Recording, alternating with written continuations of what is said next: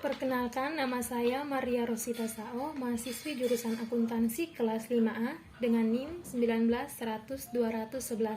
Pada kesempatan kali ini, saya akan menyampaikan hasil ujian akhir semester saya, mata kuliah akuntansi keuangan lanjutan pertama.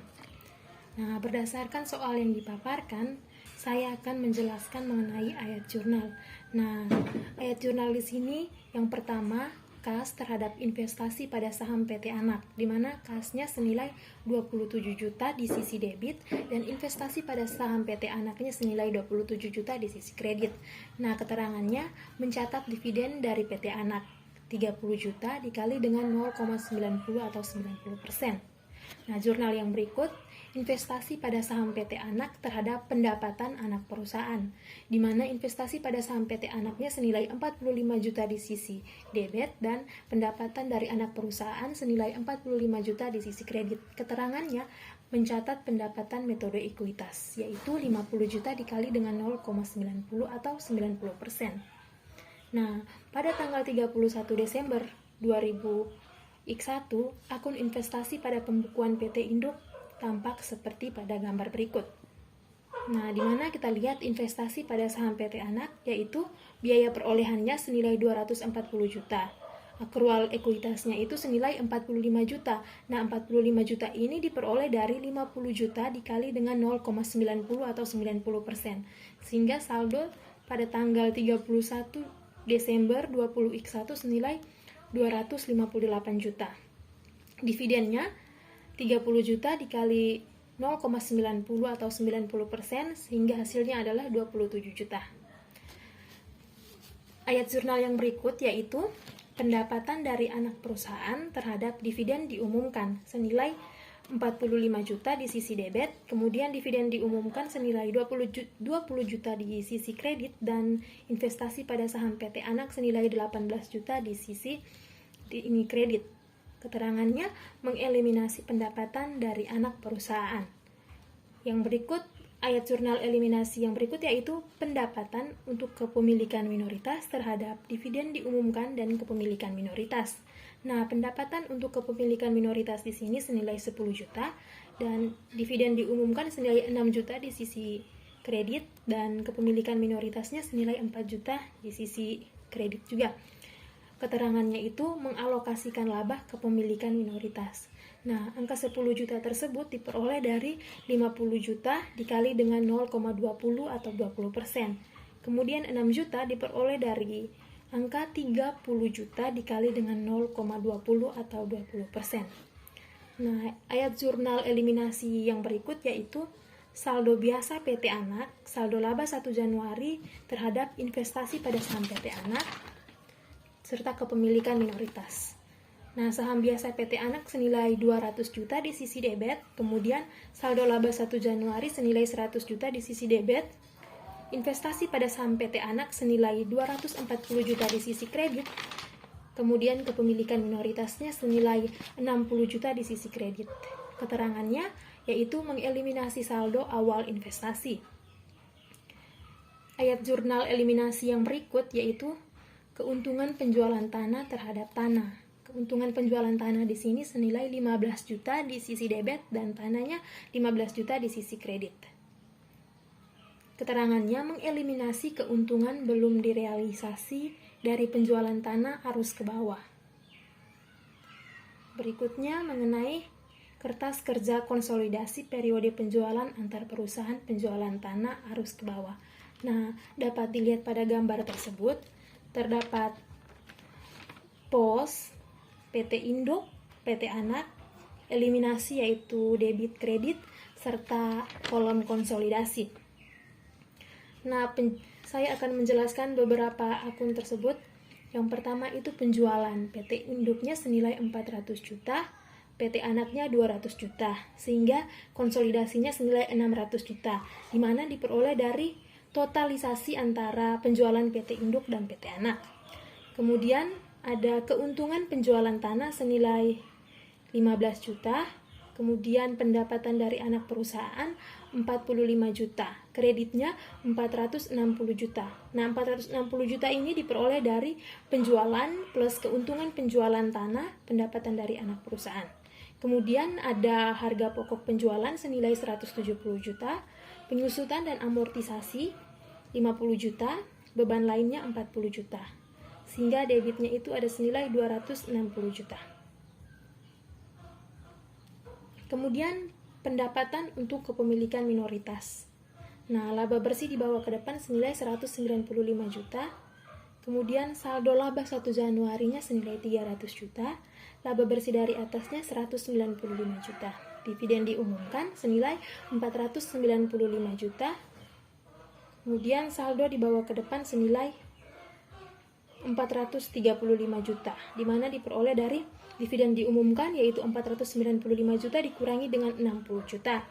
Kemudian ada kas 299 juta, piutang usahanya 75 juta, persediaannya 100 juta, tanah 155 juta, bangunan dan peralatan 800 juta, investasi pada saham PT anaknya 256 juta, sehingga totalnya yaitu 1.685 juta.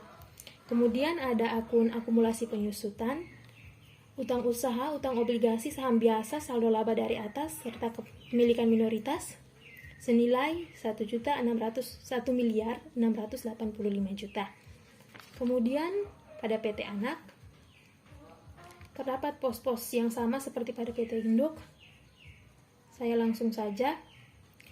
Pos penjualan senilai 200 juta, sehingga total kreditnya itu 200 juta. Kemudian ada harga pokok penjualannya di sini senilai 115 juta. Kemudian penyusutan dan amortisasi 20 juta, beban lainnya 15 juta, sehingga ditotalkan menjadi 150 juta pada sisi debit. Kemudian pendapatan untuk kepemilikan minoritas, di mana laba bersih dibawa ke depan yaitu 50 juta. Kemudian saldo laba 1 Januarinya 100 juta, laba bersih dari atasnya 50 juta. Dividen diumumkan senilai 150 juta. Kemudian saldo laba dibawa ke depan senilai 120 juta, di mana diperoleh dari 150 juta dikurangi dengan 30 juta. Kemudian ada kas senilai 40 juta, piutang usahanya 50 juta, persediaannya 75 juta, tanahnya juga 75 juta, bangunan dan peralatan senilai 600 juta. Sehingga totalnya senilai 840 juta. Kemudian yang berikut ada bagian eliminasi, di mana eliminasi debit dan eliminasi kredit. Sisi kredit. Yang pertama, eliminasi di sisi debit. Eliminasi di sisi debit itu posnya tentang keuntungan penjualan tanah senilai 15 juta. Itu pada eliminasi ayat jurnal yang ke-10 yang sebelumnya telah dijelaskan tadi. Kemudian pendapatan dari anak perusahaan senilai 45 juta, di mana terdapat pada jurnal eliminasi ke-7. Kemudian ada pendapatan untuk kepemilikan minoritas senilai 10 juta pada ayat jurnal eliminasi ke-8, sehingga totalnya yaitu 70 juta, di mana diperoleh dari 15 juta plus 45 juta plus 10 juta. Kemudian saldo laba 1 Januarinya itu senilai 100 juta.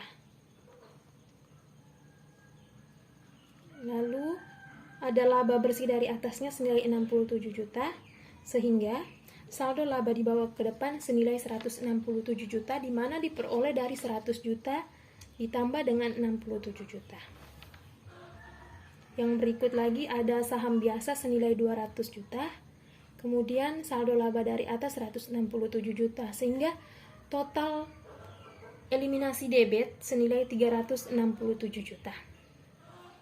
Kemudian ada bagian kreditnya, di mana dividen diumumkan senilai 27 juta, terdapat pada jurnal sebelumnya yaitu jurnal eliminasi ke-7, dan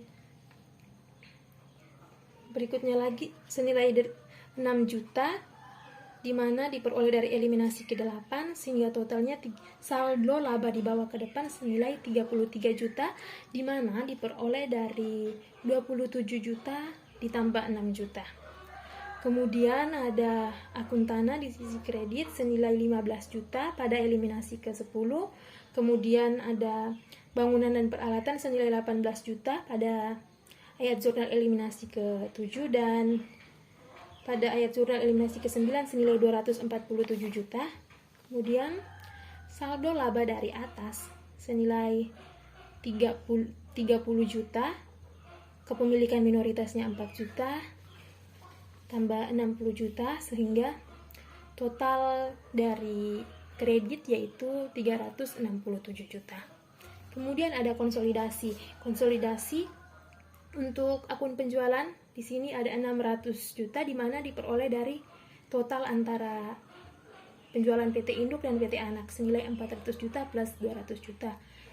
Kemudian kreditnya 600 juta, harga pokok penjualannya 285 juta, penyusutan dan amortisasinya 30 juta, beban lain-lainnya 55 juta, totalnya yaitu 410 juta.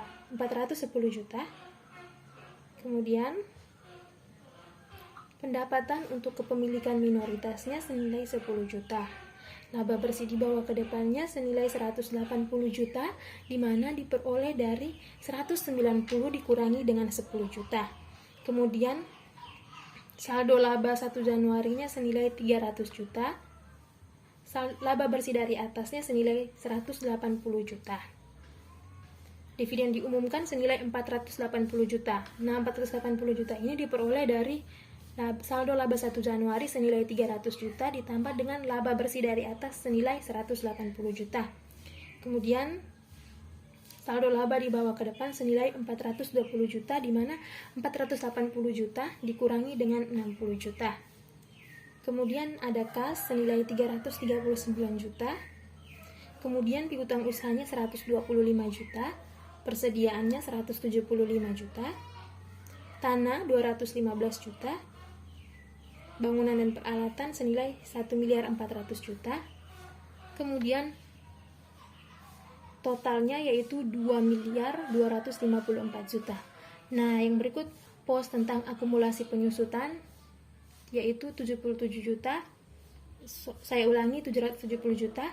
Kemudian utang usahanya 200 juta, utang obligasi 300 juta, saham biasanya 500 juta, saldo laba dari atas 420 juta.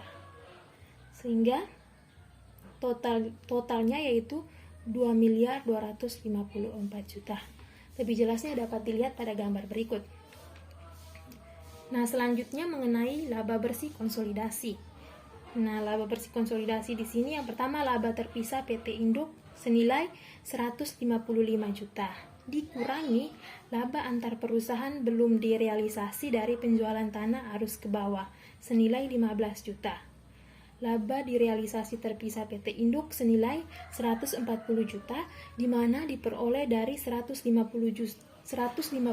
juta yaitu laba bersih terpisah PT Induk dikurangi dengan laba antar perusahaan belum direalisasi dari penjualan tanah arus ke bawah senilai 15 juta. Yang berikut bagian PT Induk atas laba PT Anak.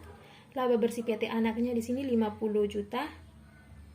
Kemudian bagian proporsional PT Induk dikali 0,90% sehingga 45 juta. Laba bersih konsolidasi yaitu 185 juta, di mana diperoleh dari 147 juta yaitu laba direalisasi terpisah PT Induk ditambah dengan bagian proporsional PT Induk. Sehingga totalnya yaitu 185 juta. Kemudian ada kepemilikan minoritas. Nah, di sini ada nilai buku PT Anak pada tanggal 31 Desember. Terhadap saham biasa, saldo laba, total nilai buku. Saham biasa 200 juta, saldo labanya yaitu 120 juta. Total nilai bukunya 320 juta. Yang berikut bagian proporsional pemegang saham minoritas dikali 20% sehingga kepemilikan minoritas 31 Desember 20x1 yaitu 64 juta. Sekian hasil UAS dari saya. Terima kasih.